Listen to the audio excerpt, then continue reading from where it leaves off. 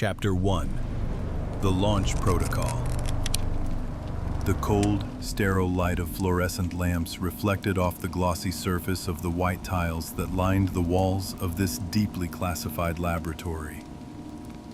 The air was heavy, saturated with ozone and a faint metallic tang, which typically accompanied the operation of complex, constantly humming equipment.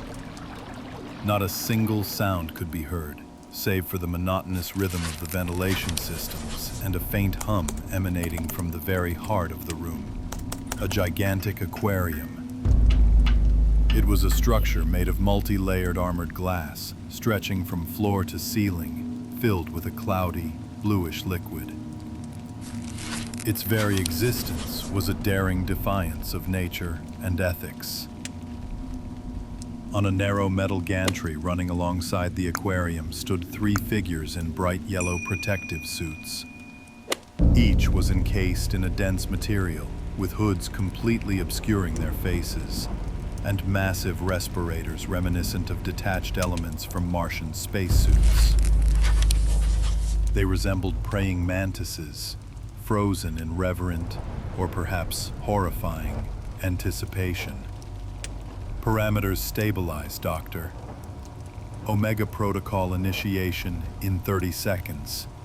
A muffled, synthesized voice echoed from one of their communicators, almost lost in the general hum. Inside the tank, which had been empty until now, something was beginning to manifest. Something pulsating, formless, slowly swelling in the center of the vast volume of liquid. Shadows danced, distorting its outlines, but even through the watery depth, a faint, pinkish pigmentation could be discerned, as if a colossal tumor was beginning to grow. This was not an experiment. It was a creation destined to change everything they knew about life, and everything they knew about death. The countdown continued, each sound in their earpieces echoing in the confined space. 10, 9, 8. And as the numbers faded, the detached... Chapter 2. The Birth of Horror. 3, 2, 1. Omega Protocol initiation complete. A dry, dispassionate voice announced the inevitable. At that very instant, something changed inside the tank.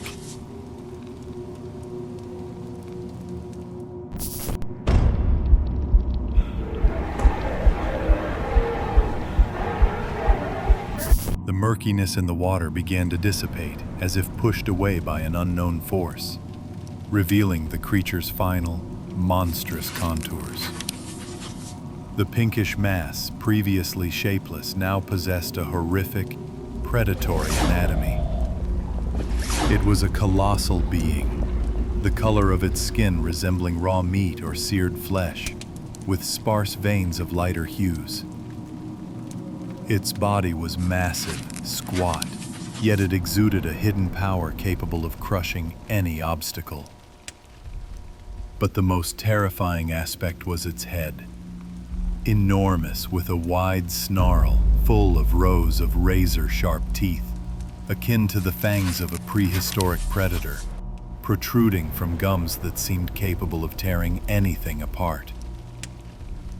Its maw was agape in a silent, yet no less menacing roar, as if the creature was striving to swallow the very space around it.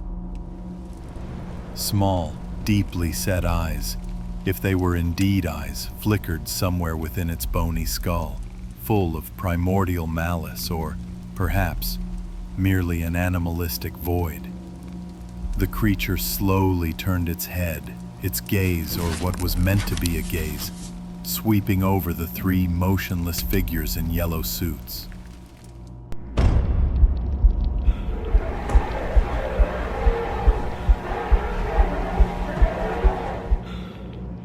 One of the scientists, standing closer to the aquarium, raised a hand in a strange, questioning gesture, as if trying to calm the beast or, conversely, to point something out to it.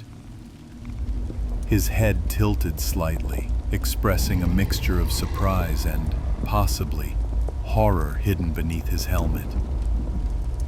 Another, slightly behind him, remained absolutely still, as if fused with the concrete wall, all his senses focused on the monster. The third, conversely, began to slowly back away along the metal gantry, his steps cautious but... Chapter 3. Echo of Silence.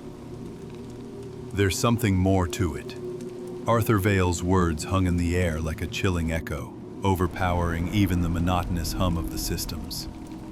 The scientist, standing closest to the tank, did not lower his hand, holding it in a gesture that could be either an attempt at contact or silent defense. Deep within his protective helmet, his eyes narrowed, trying to penetrate the murky water to discern anything beyond primal ferocity. The creature in the aquarium did not move. Its colossal maw remained agape, like a frozen scream. But this silent roar was far more terrifying than any sound. Its sharp teeth, gleaming in the artificial light, resembled shards of glass, ready to tear apart anything in their path. The water around it barely rippled, not from the monster's own movement, but rather from its presence, from the incredible energy that lay hidden within its massive body. Behind Arthur, a faint creak sounded on the metal railing. It was Dr. Elena Sergeyeva, the one who had begun to retreat. Each of her steps on the gridded platform seemed excessively loud in the eerie silence. She backed away slowly, never turning her back to the aquarium, her head slightly lowered, as if she was trying to burn a hole through the metal grating beneath her feet with her gaze, rather than look at the anomaly they had created. Her instincts screamed of danger, and her scientific training receded under the onslaught of irrational terror. The third, Doctor. Kyle Reed, still stood motionless, his body tense as a drawn string. He didn't move, didn't speak, but his silence was louder than any words. Kyle, known for his composure, now seemed paralyzed, his gaze fixed on the monster, as if he was trying to memorize every detail of its anatomy, every reflection of light on its pink, bumpy skin. Perhaps he was trying to find some flaw, some vulnerability in this form, a way to understand what they had wrought. Elena, Chapter 4. The Mirror of the Depths. The creature's slow, almost mocking tilt of its head in the aquarium pierced the silence more acutely than any scream. This movement was not mechanical, not reflexive. It exuded consciousness, a terrifying will. It was studying them. Something's wrong. Elena's voice finally broke through the shock. It's not reacting as it should. Activation parameters show standard neural impulses for this class of bioentities, but its behavior...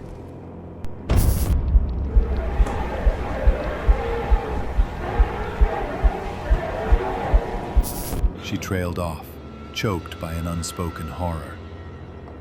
Arthur lowered his hand, his shoulders slightly slumped, as if under the weight of an invisible burden.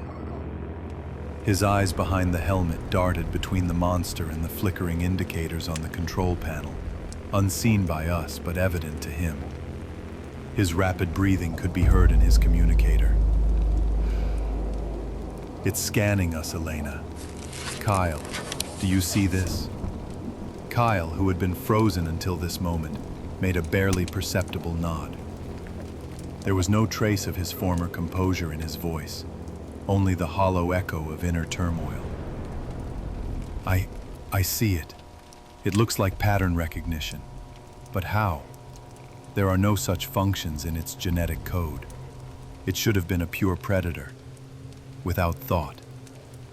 Thought, Arthur whispered, and in that single word lay more horror than in the monster's appearance itself. If this creation could think, if it understood what was happening, then their role as creators transformed into that of prey. Confined within this laboratory, along with it. Suddenly, the creature in the aquarium made its next, utterly unexpected move. Its massive, tooth-filled maw, which had been agape in a menacing roar, slowly closed. Not with a snap, not with a roar, but with an unnatural grace, like a giant mechanism coming to life. Its jaws clamped shut, revealing only the outer, largest fang. Chapter 5. The Final Countdown. Arthur's words, "It's learning," echoed like a judgment in the laboratory's ringing silence. The reflection of the yellow figures in the water, no longer just a mirage but a conscious act of the creature, slowly distorted, as if the monster itself was trying to manipulate reality. The lamps on the tank's ceiling, until now passively illuminating the water, now seemed like eyes staring at them, through the water, from the depths of this primitive, newfound intellect. Elena lurched forward, almost stumbling over the railing. "Shh, we have to stop it. Deactivate Omega Protocol, Arthur, immediately." A panic she desperately tried to suppress permeated her voice. "We can't," Kyle replied, his voice devoid of all hope. He finally tore his gaze from the aquarium and turned to Arthur. "You know it's suicide. Its metabolism is now completely dependent on the active process. Shutting it down, that will cause instability. And if it's intelligent enough to..." He gestured towards the monster, unable to find the right words. The creature in the aquarium, as if hearing their argument, once again did something unimaginable. It raised its massive head from the water. Droplets ran down its pink skin, emphasizing every bump, every hollow. Its jaws, previously tightly clenched, slowly began to unhinge again. But this time, not in an aggressive roar, but in something different. Its bottomless maw opened, revealing rows of teeth, but the monster's gaze was not ferocious. In it, one could read something akin to expectation, or perhaps a challenge. Then, from its open maw, through the thick water, slowly extended. Not a tongue, not a tentacle, but something resembling a dense, transparent slime, which, upon barely reaching the glass, began to pulsate. Each pulse was accompanied. Elena retreated even further, her back pressing against the cold tile of the wall. "Arthur, no!" "We don't know what it is. It's deceiving us." But Arthur no longer heard. He placed his palm against the glass, at the spot where the slime from the monster's maw was pulsating. At that moment, through the thickness of the glass, through the glove of his protective suit, he felt not just a vibration, but warmth. A living, powerful warmth that seemed to penetrate to his very core. This chapter closes. I thank you for venturing into this tome. If the shadows stirred something within, let it be known. Share your thoughts, like, and subscribe for more locked stories. The darkness always waits.